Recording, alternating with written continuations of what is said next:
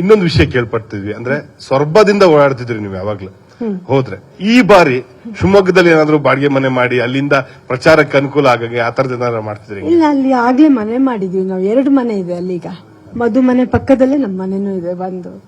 So ಆಮೇಲೆ ನಾನು ಬರೀ ಸೊರಬ ಓಡಾಡಿಲ್ಲ, ನಾನು ಎಲ್ಲಾ ಕಡೆ ಹೋಗಿದ್ದೀನಿ. ತೀರ್ಥಹಳ್ಳಿ, ಸಾಗರ, ಹೊಸನಗರ ಎಲ್ಲ ಕಡೆ ನಾನು ಹೋಗಿದ್ದೀನಿ. ನನಗೆ ಎಲ್ಲಾ ಕಡೆ ಜನಬಳಕೆ ಇದೆ. ನನಗೆ ಲಾಸ್ಟ್ ಇದು 9 ವರ್ಷದಿಂದ ಓಡಾಡಿರ್ತೀನಿ. ಚುನಾವಣೆ ಪ್ರಚಾರದಲ್ಲಿ ಯಾರೆಲ್ಲ ಭಾಗಿಯಾಗ್ತಾರೆ, ಯಾರೆಲ್ಲ ಸ್ಟಾರ್? ನಾವಿನ್ನ ಅದ್ರ ಬಗ್ಗೆ ಎಲ್ಲ ಏನು ಡಿಸ್ಕಸ್ ಮಾಡಿಲ್ಲ. ಬಟ್ ಯಾರಿಗೂ ತೊಂದರೆ ಅಂತೂ ಕೊಡಲ್ಲ. ಯಾಕಂದ್ರೆ ಈ ಶೆಕೆನಲ್ಲಿ ಪಾಪ ಅವ್ರುಗಳೆಲ್ಲ ಬಂದು ಕಷ್ಟಪಡೋದು ಈಗ ಬೇಡ ಅಂತ ನಾನು ಅನ್ಕೊಂತಾ ಇದ್ದೀನಿ. ಅಣ್ಣ ಇರ್ತಾರೆ ಶೂಟಿಂಗ್ ಇಲ್ಲದೆ ಇದ್ದಾಗ ಅವರು ಬಂದು ಹೋಗ್ತಾರೆ. ಮೇಡಮ್, ಅಲ್ಲಿ ಲೋಕಲ್ ಲೀಡರ್ಸ್ ಎಲ್ಲ ಎಷ್ಟು ಸಪೋರ್ಟಿವ್ ಆಗಿದ್ದಾರೆ ಅಂತ, ಯಾಕಂದ್ರೆ ಈ ಹಿಂದೆ ಆಗಿರ್ತಕ್ಕಂಥ ಮಿಸ್ಟೇಕ್ಸ್ ಸರಿ ಆಗಬಾರ್ದು, ಆ ನಿಟ್ಟಿನಲ್ಲಿ ಎಷ್ಟು ಕಾರ್ಯೋನ್ಮುಖರಾಗಿದ್ದಾರೆ ಅಂತಕ್ಕಂಥದ್ದು ಕಾರ್ಯಕರ್ತರು ಇರ್ಬೋದು, ಲೋಕಲ್ ಲೀಡರ್ಸ್. ಅಂದ್ರೆ ಏನ್ ಮಿಸ್ಟೇಕ್ಸ್ ಬಗ್ಗೆ ಕೇಳ್ತಾ ಇದ್ದೀರಾ?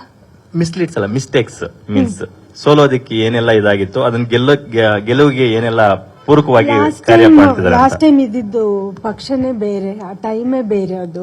ಆಮೇಲೆ ವರ್ಕ್ ಮಾಡಕ್ ಸಿಕ್ಕಿದ್ದು ಅವಾಗ ಬರೀ 17 ದಿವಸ ನಾನು ವರ್ಕ್ ಮಾಡಿದ್ದು.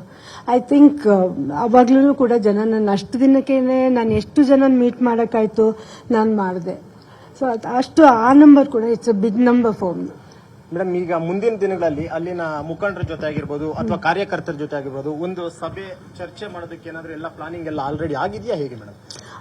ಇವಾಗ ಬರೋ ವಾರದಿಂದ ಸ್ಟಾರ್ಟ್ ಆಗುತ್ತೆ. ಶಿವಮೊಗ್ಗದಲ್ಲಿ ಮೀಟಿಂಗ್ ಎಲ್ಲ ಇದೆ, ಇನ್ನ ಮೇಲ್ ಸ್ಟಾರ್ಟ್ ಆಗುತ್ತೆ. ಎಲೆಕ್ಷನ್ ಮುಗಿಯೋವರೆಗೂ ಸಂಪೂರ್ಣವಾಗಿ ನೀವು ಶಿವಮೊಗ್ಗದಲ್ಲೇ ಇರ್ತೀರಿ ಅಂತ? ಇಲ್ಲ, ಹಂಗೇನಿಲ್ಲ. ಮಧ್ಯದಲ್ಲಿ ನಾನು ಬಂದು ಹೋಗ್ತೀನಿ ಇಲ್ಲಿಗೆ.